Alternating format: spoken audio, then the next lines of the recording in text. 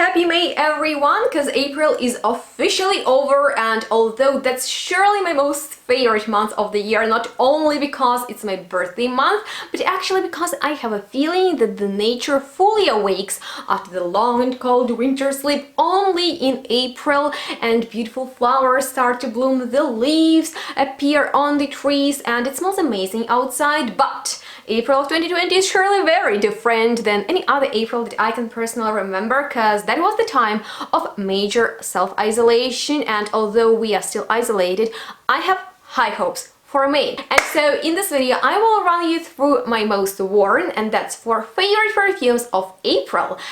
And I also want to remind you to follow me on my social media such as Instagram and Facebook, because I do live streams and review some perfumes that I don't get a chance to talk about on my channel, because I receive a lot of fragrances over there. So please follow me on Instagram and Facebook, links to my social media profiles, as well as Patreon page where you can support me on a different level. You'll find down below in the description box, so check it out, because there you'll also find links to the reviews on the majority of fragrances that I will talk in this video, because this is not gonna be a review on them, but I will just tell you what I loved and wore the most in April. And I would also love to know what are your most worn fragrances of the last month, so go ahead, share them with me in the comments. And on that note, let's get started. So the first fragrance I have here is Molinard's Habanita L'Esprit, and it was possible for me to purchase it thanks to my dear patrons on Patreon, and I was really curious about this fragrance, and I grabbed it over the original Habanita that I'm still interested in, because I just thought it's gonna be more appropriate for the warmer time. And believe it or not, but this is probably the most successful blind buy of my life, and it just smells so musky and pretty pungent, slightly makeup-y, very powdery, and it has obvious vintage vibe because it smells like a fragrance from the past. And I've been gravitating towards Habanita because it made me feel so put together and ready to go to a special event. And although 90% of the time of April I spent home, I was ready for anything.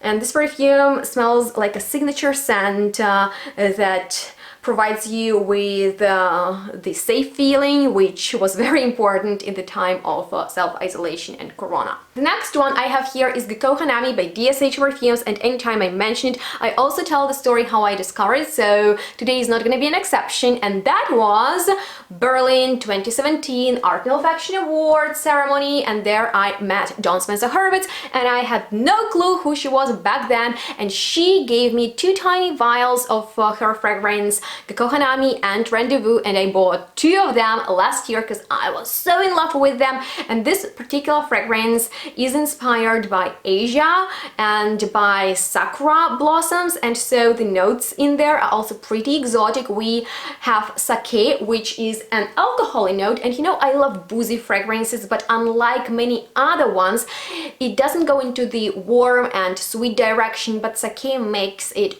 very refreshing and sparkling. And although there is like a boozy element, at the same time it smells very youthful, and note of yuzu and neroli makes it a bit citrusy, and sakura gives that ethereal floralcy to it. Olibanum and cedarwood create mystery around it, and to be honest with you, I like it in the mornings, and so I've been wearing it a lot in April mornings that were sparkling, rainy, but also sunny.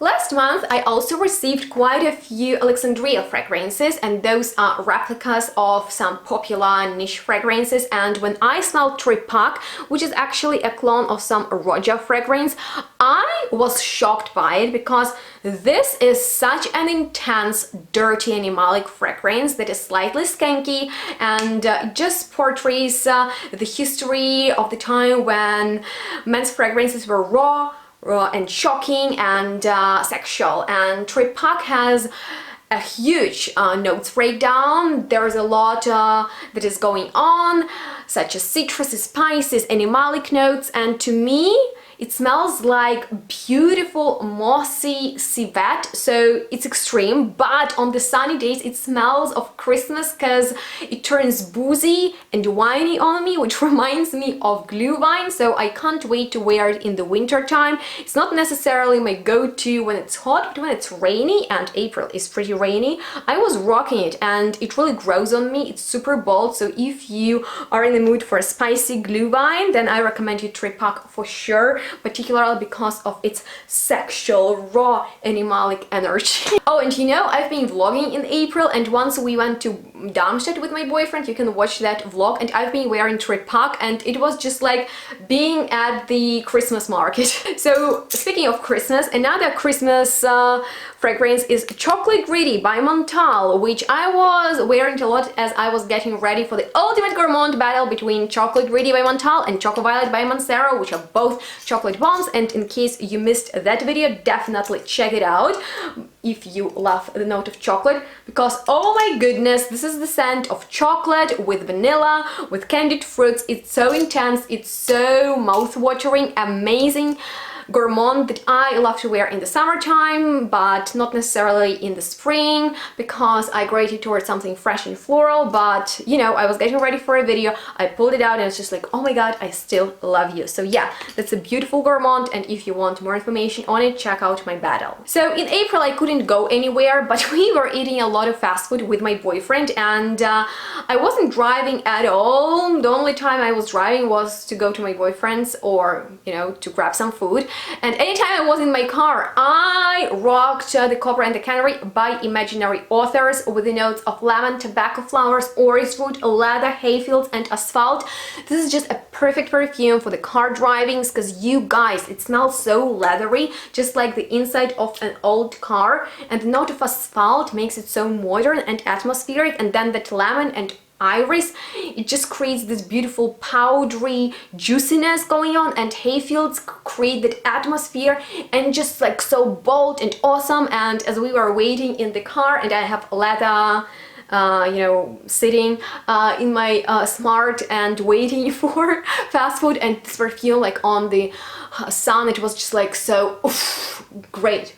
Love this fragrance so much. It's so modern, it's like really rebellious, and it's definitely one of my most favorites of April for sure, and I've been wearing it non-stop, I'm telling you. Now, the time has come to talk about probably my most worn and loved fragrance, which was a blind buy that I received as a birthday gift from my parents, and that's the newest ABSOLU by Malone Gardenia Oud that looks stunning and smells amazing, because oud can be different, and in here it's refined, it's gorgeous and juicy, and I experienced fruity, juicy oud only once in Oud Rain by Rainier, which is my go-to summer oud fragrance, and now this is like a similar gorgeousness, but it is also floral, and that signature fruitiness of Gardenia comes through really well, and together with oud, it's just like such a sexy, beautiful feeling, and I've been wearing it non-stop since I received it, and this is definitely one of my most favorite perfumes at the moment. I absolutely adore it. It's just like one of the best fragrances in my life, in my collection. It smells so elegant, so sexy, so rich, so voluptuous, so like really good, and that mouth-watering juiciness with oud. It's playful, but at the same time it's really sexy and kind of like you know, it has that feeling. I also got Gourmand Kiss, which is sort of like a recreation of favorite Dior's fragrance 50 delicious of mine, and this is definitely that beautiful, gorgeous go-to gourmand fragrance of mine that sits next to the like my door, and I grab it when I'm in the mood for something comforting. And I was wearing a lot of gourmand perfumes in the April because I wanted something like cocooning and gentle that will save me from everything that's going on outside, and it's heavy on the tonka, but it's just a bit smoother than the original one. Beautiful caramel and vanilla in there with chocolate and woods. It's just like a very powerful but at the same time comforting vanilla fragrance, and once again April was crazy, and so I was sticking to my gourmands. Finally, Alexandria fragrance is Interplay Extrait, which is the clone of Baccarat Rouge Extrait, and although I don't like the original one, I kinda started to like it after we created a battle between the clone and the original with my boyfriend, and the cologne is just smoother, bolder, and I like it because, you know, when you need to keep the distance, I still want some attention for my perfumes, and it's pretty strong, so I was rocking it and expecting lots of attention, and people loved it. Even my boyfriend complimented me on it. So do you remember I've told you that I love my Gourmands and I've been wearing a lot of them in April? Well, one of the ultimate ones is Bee by Zoologist, which is a honey bomb that will make you smell like a sweet flying honeybee, because it's so seriously about honey, but there is also a beautiful note of ginger, which makes it spicy in the opening, and that's pretty cool. And to be honest with you, as I received it in the winter time, it seemed so overwhelming to me, but intense Gourmands perform really well on me personally when it's hot. So when it was sunny and I was going out for a walk or anything, I grabbed my Bee, and it's just such a happy scent, you know. And once again, I was craving those sweeter, happier fragrances because April was tough, and I needed some motivation and kind of like relaxation in my fragrance. And cheating here, one of my newest purchases, Champs-Élysées by Guerlain. By the way, I can't pronounce its name, but I love this perfume and I fell in love with it a few years ago because it's my favorite brand. And this is like spring's essence in a bottle. It could be a May signature scent, and I'll be wearing it in May because it smells like lilac that blooms everywhere, and it's just so gorgeous, classic, but at the same time elegant and very authentically springy. So yeah, I had a great bargain on it. On Douglas website, it's around 140 euros, and I got it online for 40 euros, which is amazing. And thanks for the cool donations on Buy Me Coffee website. By the way, guys, thank you so much for the birthday gifts. That was like my birthday gift from you to me. And I'll also buy a few DSH perfumes soon, so yay! I'm so excited. And yeah, this is definitely one of my most favorite fragrances of April. Although I've gotten it just recently, I've been wearing it non-stop since then because it makes me smell spring even inside, you know, and that's cool because I'm like a spring junkie. I'm crazy about spring. And so those are my top 10 most worn and loved perfumes of April.